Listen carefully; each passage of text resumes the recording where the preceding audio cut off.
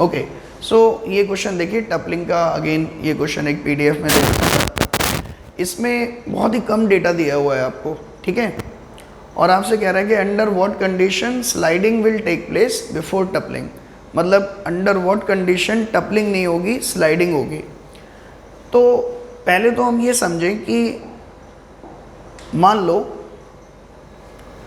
अभी ये टपलिंग नहीं कर रहा है, तो टपलिंग नहीं कर रहा है तो इंक्लाइंड प्लेन में अगर आप कॉपी रिवाइज करेंगे तो आप देखेंगे कि इस पॉइंट पर अगर मैं बीडी बनाऊं, कौन कौन से फोर्स लग रहे हैं आपके, एक mg लग रहा है नीचे, दूसरा अगर ये नीचे की तरफ आ रहा है, स्लाइड कर रहा है, तो एक फ्रिक्शन लग रहा होगा ऊपर Fk, और नॉर्मल रिएक्शन एक्ट कर रही होगी।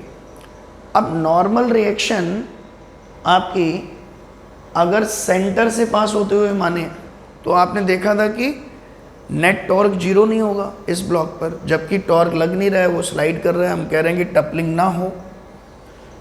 इसका मतलब नॉर्मल रिएक्शन इस केस में क्या हो जाती है, सेंटर से थोड़ा सा शिफ्ट।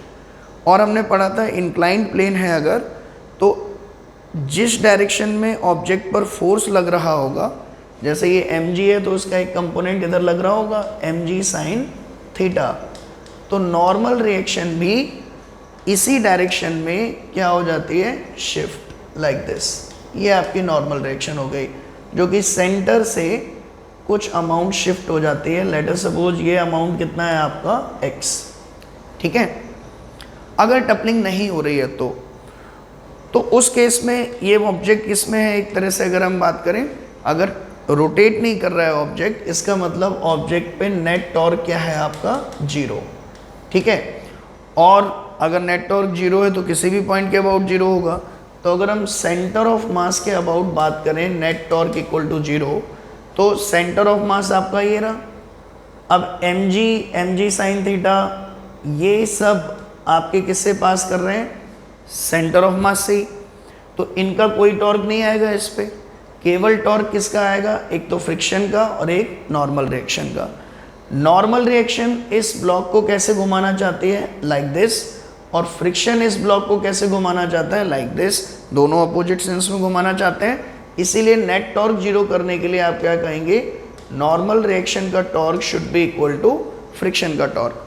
तो नॉर्मल रिएक्शन का टॉर्क कितना आएगा, n multiplied by x, n multiplied by x, और फ्रिक्शन का टॉर्क कितना आएगा आपका, तो that is Fk multiplied by friction की इससे परपेंडिकुलर डिस्टेंस, तो ये टोटल h है, तो इसकी कितनी वैल्यू आ गई, h/2। तो यहाँ से अगर मैं बात करूँ तो x आपका कितना आ जाएगा, Fk h/2n, Fk h/2n, ठीक है। तो अब यहाँ पे ध्यान से देखिए इधर बेटा, Fk h/2n ये आपने कर लिया। ये किसकी कंडीशन है आपकी, जब बॉडी किस में है आपकी, रोटेशनल इक्विलिब्रियम में। वो कह रहा है condition so that in any case toppling ना हो। तो टपलिंग होती कब है, जब नॉर्मल रिएक्शन बिल्कुल शिफ्ट होते होते होते होते कॉर्नर पे पहुंच जाए, ठीक है। यानी कि इन एनी केस इस x की वैल्यू अगर b/2 से कम ही रहे, और नॉट b/2, बेसिकली ये आपकी जो लेंथ है वो कितनी है, 2r। ये ब्लॉक नहीं है, सिलेंडर है, बेसिकली आपके क्वेश्चन में दे रखा होगा, it is a cylinder having base of radius r। तो ये डिस्टेंस कितनी है, 2r। तो टपलिंग कब होगी, जब नॉर्मल रिएक्शन शिफ्ट होकर इधर आ जाए, और हम चाहते हैं कि टपलिंग ना हो। इसका मतलब x की वैल्यू हमेशा r से क्या होनी चाहिए, कम, इफ़ वी वांट कि टपलिंग ना हो। तो अब x की वैल्यू आप यहाँ पे रख दीजिए, Fk into h divided by 2n, this should be less than r।